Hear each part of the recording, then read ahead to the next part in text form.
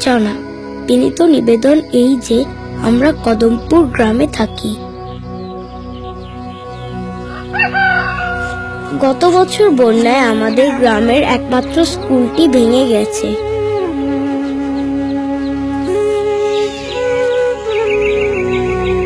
তারপর থেকে আমরা অনেক কষ্ট করে ৫-৬ কিলোমিটার দূরের জেলা সদর স্কুলে যাই।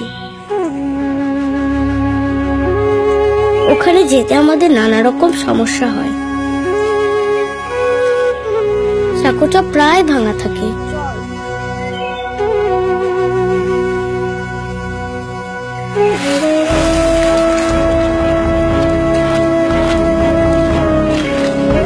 আবার নদী পার হওয়ার জন্য খেয়া নৌকা পাওয়া যায় না ঠিক মতো।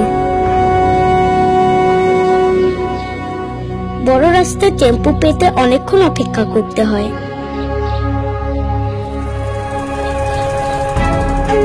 প্রতিদিন স্কুলে পৌঁছতে তাই দুপুর হয়ে যায়।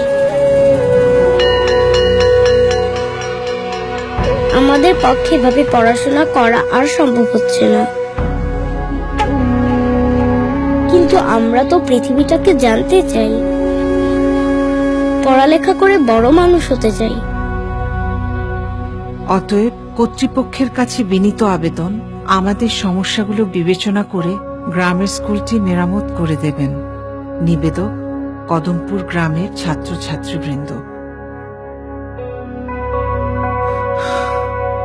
দেখেছেন আমাদের বাচ্চাদের হাতের লেখা কত সুন্দর আর গোটা গোটা। যত তাড়াতাড়ি পারেন স্কুলটা মেরামত করে দেবেন। সাফল্য আসবে তোমাদের হাত ধরে। গুড লাক বলবেন। Creating success.